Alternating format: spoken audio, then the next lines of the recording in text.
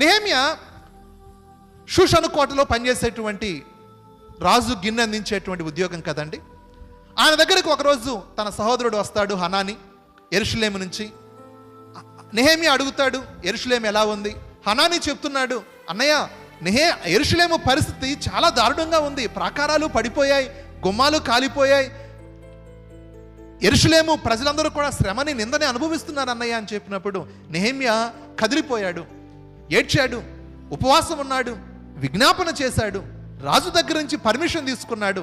రాజు దగ్గర నుంచి అనుమతి తీసుకొని, దేవుని బిడ్డలారా, ఆ యెరూషలేము యొక్క ప్రాకారము కట్టడానికి, యెరూషలేము ప్రజలకి కొన్ని సౌకర్యాలు అమర్చుదామని షూషను కోటను విడిచిపెట్టేసి కొన్ని వందల మైళ్ళ దూరం ప్రయాణించి యెరూషలేము దగ్గరకు వచ్చాడు.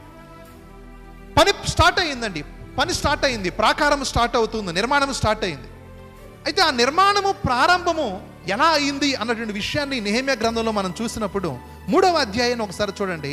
అక్కడ ఉన్నటువంటి యెరూషలేము యొక్క ప్రాకారం ఎలా కట్టబడింది, యెరూషలేము యొక్క గుమ్మాలు గోడ ఎలా కట్టబడింది, అంటే యెరూషలేము చుట్టూ ఉన్నటువంటి ఆ ప్రాకారం ఎలా కట్టబడిందో మనము చాలా ఇంచుమించుగా 50కి పైగా వ్యక్తులు అక్కడ అందరూ కలిసి నెహెమ్యాతో కలిసి పనిచేసినట్లుగా మనం చూస్తాం.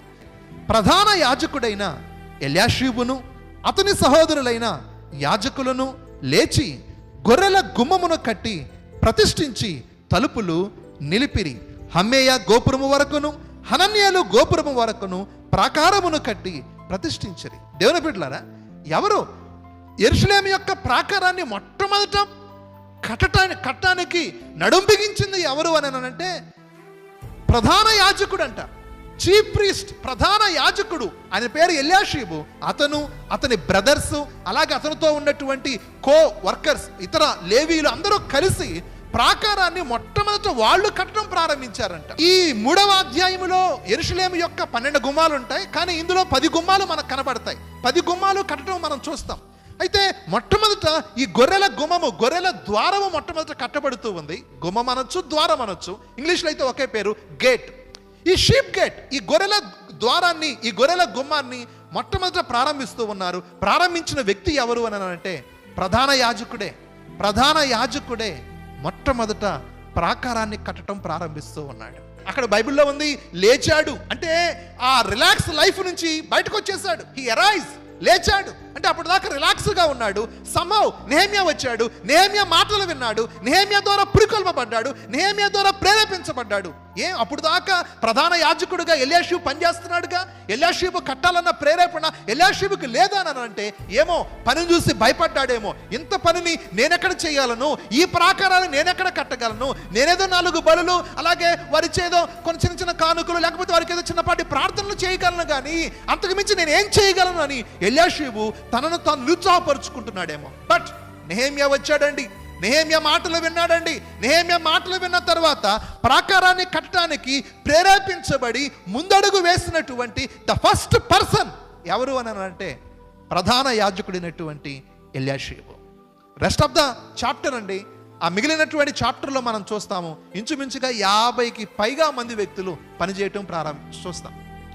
ఈ ప్రధాన యాజకుడిని ఎల్యాషీబు గొర్రెల ద్వారాన్ని కట్టాడని లేఖన భాగాల్లో ఉంది. మందిరానికి బలులు అర్పించబడటానికి ఏ ద్వారమైతే ప్రతిష్ఠించబడాలో, ఏ ద్వారమైతే కట్టబడాలో ఆ మార్గాన్ని ప్రధాన యాజకుడిని ఎల్యాషీబు కడుతూ ఉన్నాడు. హీ స్టార్టెడ్ ద వర్క్, పనిని ప్రారంభించడం జరిగింది. అంత మాత్రమే కాదు, పనిని ముగించాడు కూడా. ఈ 3వ అధ్యాయంలో 10 ద్వారాలు, 10 గుమ్మాలు మనం చదువుతామండి. ఈ 10 ద్వారాలలో మొట్టమొదట ప్రతిష్ఠింపబడినటువంటి గుమ్మం ఏంటి అని అంటే, మొట్టమొదట ప్రతిష్ఠించబడినటువంటి ద్వారం ఏంటి అని అంటే, ఏ ద్వారం అయితే ప్రధాన యాజకుడు కడుతున్నాడో ఆ ద్వారమే మొట్టమొదట ప్రతిష్ఠించబడిందండి. ఇక్కడ ఉన్నంత కాలం యెరూషలేములో ఉజ్జీవం పరవళ్ళు తొక్కింది. ఎల్యాషీబు ప్రధాన యాజకుడు పనిని ప్రారంభిస్తున్నాడు, పనిని ముగిస్తున్నాడు, అందరికీ ఒక రోల్ మోడల్గా బ్రతుకుతూ ఉన్నాడు.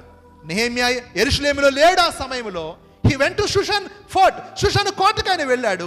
ఆ సమయంలో ఏం జరుగుతుందో తెలుసా అండి? ఈ ఎల్యాషీబు మందిరము యొక్క పనికి, ప్రాకారం యొక్క పనికి, దేవుని ప్రజల క్షేమానికి వ్యతిరేకుడైనటువంటి టోబియాతో బంధుత్వం పెట్టుకున్నాడు. ఏం బంధుత్వం మనకు తెలియదండి, బంధుత్వం పెట్టుకున్నాడు. బంధుత్వం పెట్టుకోవటమే కాదు, ఈ టోబియా యెరూషలేముకు వచ్చినప్పుడల్లా కూడా అమ్మోనీయుడని టోబియా దేవుని యొక్క సమాజంలో చేర్చబడకూడదు అమ్మోనీయుడు. కానీ సమాజంలో మాత్రమే కాదు, ఈ టోబియాకి ఎల్యాషీబు ఏం చేశాడనంటే మందిరములో ఒక పెద్ద ఛాంబర్ని, ఒక పెద్ద గదిని ఏర్పాటు చేశాడండి. ఆ గదిలో ఏముండాలి అనంటే యాజకులకి రావలసినటువంటి ప్రతిష్ఠిత వస్తువులన్నీ కూడా ఆ గదిలో స్టోర్ అయ్యాయి. ఇప్పుడు ఆ గదిని టోబియాకి సిద్ధపరిచాడు, ఒక ఛాంబర్గా చేసేసాడంట. ఏంటండి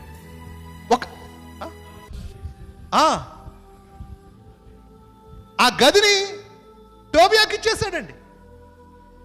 ఎటువంటి అంటే చూడండి, నెహెమ్యా ఉన్నంత వరకేమో నెహెమ్యా ఉన్నంత వరకు, నెహెమ్యా ప్రెజెన్స్ ఉన్నంత వరకు ఎల్యాషీబు ఎలా ఉన్నాడు, నెహెమ్యా ఆబ్సెన్స్లో ఎల్యాషీబు ఎలా బిహేవ్ చేస్తున్నాడు. దేవుని బిడ్డలారా, ఒక సేవకుడు ఇలా కూడా అయిపోతాడని అంటే అవునండి. దేవుని ఆత్మ ఉన్నప్పుడు ఒకలాగా, దేవుని ఆత్మ ఆ వ్యక్తిని విడిచిపెడితే మరొకలాగా అయిపోతాడండి. ఎల్యాషీబు నానాటికి దిగజారిపోతున్నాడండి. అప్పుడు నెహెమ్యా తెలుసు, ఆ సమయంలో నేను యెరూషలేములో ఉండలేదు, ఎందుకనగా బబులోను దేశపు రాజైన అర్తహషస్త ఏలుబడి యందు 32వ సంవత్సరమున నేను రాజును దర్శించి కొన్ని దినములైన తర్వాత రాజునొద్ద సెలవు పుచ్చుకొని మరలా అక్కడి నుంచి వచ్చేసాడండి. మరలా కోట నుంచి దేవుని బిడ్డలారా యెరూషలేము దగ్గరకు వచ్చాడు. యెరూషలేమునకు వచ్చి 7వ వచనం, యెరూషలేమునకు వచ్చి ఎల్యాషీబు దేవుని మందిరములో టోబియాకు ఒక గది ఏర్పరిచి చేసిన కీడంతయు తెలుసుకొని బహుగా దుఃఖపడి. ఇక్కడ నెహెమ్యా కూడా బహుగా దుఃఖపడుతున్నాడు. అయ్యో ఎల్యాషీబా, ప్రధాన యాజకుడుగా ఉన్నవాడివి, మొట్టమొదటి ప్రప్రథమ పనివాడిగా ఉన్నటువంటి వాడివి, పనిని ప్రారంభించి పనిని ముగించి అందరికీ ఒక మాదిరిని చూపించిన వాడివి, టోబియాతో బంధుత్వం ఏంటి? బంధుత్వం మాత్రమే కాకుండా యెరూషలేములో యొక్క సమాజంలోనే చేరకూడదనంటే ఏకంగా మందిరంలోనికే అమ్మోనడిన టోబియాని తెచ్చావే, మందిరములో ఒక గదిని, యాజకుల యొక్క గదిని టోబియాకి ఇచ్చేసావే అని ఎల్యాషీబు బట్టి నెహెమ్యా బాధపడుతున్నాడండి. తర్వాత దుఃఖపడి ఆ గదిలో నుండి టోబియా యొక్క సామాగ్రి అంతయు అవతల పారవేసి గదులన్నీ శుభ్రము చేయడని ఆజ్ఞాపింపగా వారలాగు చేసిరి. మొదటగా అందులో టోబియా యొక్క సామాగ్రి అంతా అవతల పారవేయటం జరిగింది. తర్వాత గదిని శుభ్రము చేయటం జరిగింది. 9వ వచనం చూడండి. పిమ్మట మందిరపు పాత్రలను, నైవేద్యపు పదార్థములను, సాంబ్రాణిని నేను అక్కడికి మరలా తెప్పించి తిని. 3 విషయాలు నెహెమ్యా చేశాడు. మొదటిగా దుఃఖపడ్డాడు. దుఃఖపడి దేవుని బిడ్డలారా మౌనంగా ఉండలేదండి. ఎటువంటి గొప్ప వ్యక్తే కదండి నెహెమ్యా. దేవుని బిడ్డలారా నిజంగా ఆ గదిలో ఉన్న టోబియా వస్తువులు మొత్తాన్ని పారవేస్తున్నాడు. మందిరపు గది అది, దేవుని యొక్క మందిరపు పాత్రలు ఉండేటువంటి గది అది. టోబియాకి ఎందుకు ఇచ్చావు అని ఎల్యాషీబును గద్దిస్తున్నట్లుగా ఆ టోబియా గదిలో ఉన్నటువంటి, మందిరపు గదిలో ఉన్నటువంటి టోబియా సామాగ్రి మొత్తాన్ని కూడా దేవాలయం నుంచి అవతలకు పారవేస్తూ ఉన్నాడు. అవునండి, పారవేశాడు, శుభ్రపరిచాడు నెహెమ్యా. అంతేకాదు ఆ గదిలో ఏ పాత్రలు ఉండాలో ఆ పాత్రలను తెచ్చిపెట్టడం జరిగింది. అక్కడ ఎల్యాషీబు ఆ మందిరపు గదిని, సమాజంలోనే అమ్మోనీయుడు చేరకూడదు, సమాజంలో మాత్రమే కాదు ఏకంగా మందిరంలోనికి తీసుకొచ్చాడు. కేవలం ఎందుకంట ఆ అమ్మోనీయుడితో బంధుత్వం ఉందంట. అక్కడేమో టోబియాతో బంధుత్వం, ఇప్పుడు ఎల్యాషీబు యొక్క మనముడేమో సన్బల్లట్టుకు అల్లుడయ్యాడంట. ఒక రకంగా మనల్ని, మన కుటుంబం డ్యామేజ్ చేసినంతకు ఇంకెవరు డ్యామేజ్ చేయరండి. వాస్తవానికి మాట్లాడితే ఎల్యాషీబుని తన కుటుంబం ఎంత డ్యామేజ్ చేస్తుందో ఇక్కడ. ఎల్యాషీబు యొక్క మనమడు సన్బల్లట్టు కూడా ఆ పనికి వ్యతిరేకమైన వాడే. సమరయ ప్రాంతానికి గవర్నర్గా, అధికారిగా ఉన్నటువంటి వ్యక్తి ఆ సన్బల్లట్టుకి అధికారి. వాళ్ళందరూ ప్రత్యక్షంగా కానీ పరోక్షంగా కానీ నెహెమ్యా చేస్తున్న పనికి, యెరూషలేము క్షేమానికి, యెరూషలేము యొక్క ప్రాకారం కట్టబడకూడదన్న ఆలోచన ఉన్నటువంటి వ్యక్తులు ఎట్లా వాళ్ళు మరి దారి తప్పారో తెలియదు. కానీ ఎల్యాషీబు యొక్క మనవడు సన్బల్లట్టుకి అల్లుడాయను. ఏం జరిగిందండి అప్పుడు? దానిని బట్టి 28 చివరి మాట చూద్దాం. దానిని బట్టి నేను అతని నా యొద్ద నుండి తరిమితిని. చివరికి ఎల్యాషీబు యొక్క మనమడు యువ యాజకుడు నెహెమ్యా దగ్గర నుంచి తరిమివేయబడ్డాడు. దేవుని బిడ్డలారా, ఎటువంటి ఘనమైన ప్రారంభం, ఎటువంటి దౌర్భాగ్యకరమైనటువంటి ముగింపండి. ఎటువంటి ఆశ్చర్యకరమైన వ్యక్తిత్వం, ఎటువంటి దిగజారిపోయినటువంటి వ్యక్తిత్వంలోనికి మరి ఎల్యాషీబు జారిపోవటం జరిగిందో చూస్తూ ఉన్నాం. ఈ విషయాలను మనం గమనించినప్పుడు చివరికి తరిమివేయబడ్డాడంట. ఎల్యాషీబు యొక్క మనవడు ఆ యాజకత్వం నుంచి, ఆ బాధ్యతల నుంచి నెహెమ్యా తరిమి వేశాడంట. చరిత్ర ప్రకారము ఆ నెహెమ్యా దగ్గర నుంచి తరిమివేయబడిన తర్వాత సమరయ ప్రాంతానికి గవర్నర్గా ఉన్నటువంటి తన మామ అయినటువంటి సన్బల్లటు దగ్గరికి ఈ ఎల్యాషీబు యొక్క మనముడు వెళ్ళాడు. వెళ్ళిన తర్వాత ఆ సమరయ ప్రాంతంలోనే ఒక కొండ ఉంది. ఆ కొండ మీద ఒక దేవాలయం కట్టాడు. ఆ దేవాలయం దగ్గర యాజకుడిగా ఉండని ఈ సన్బల్లటు అతన్ని యాజకుడిగా చేశాడు. అలాగూ ఒక ఫాల్స్ రిలీజియన్, ఒక తప్పుడు మతము సమరయ ప్రాంతంలో ప్రారంభమైంది. సమరయ స్త్రీ యోహాను సువార్తలో మనం చదివేటప్పుడు ఆమె ఆ కొండ గురించి ఆ కొండ దగ్గరికి వెళ్ళి ఆరాధన చేసే దాని గురించి మాట్లాడిందని జోసఫస్ అనే చరిత్రకారుడు మాట్లాడుతూ ఉంటాడు. మనం గమనించాలి. మరి ఇట్లాగూ ఎల్యాషీబు ఎంత ఘనమైన ప్రారంభము, ఎటువంటి దారుణమైన ముగింపులోకి వెళ్ళిపోయాడో, తరిమివేయబడ్డాడు అని రాసి పెట్టబడి ఉంది. జెరుబ్బాబెలేమో మందిరాన్ని కట్టాడు.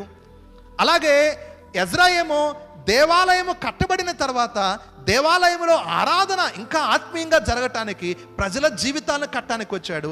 ఆ తదుపరి నెహెమ్యా ప్రాకారాన్ని కట్టడానికి వచ్చాడు. అందరూ కలిసి చేస్తేనే కానీ ఆ పరిచర్య అవ్వలేదు.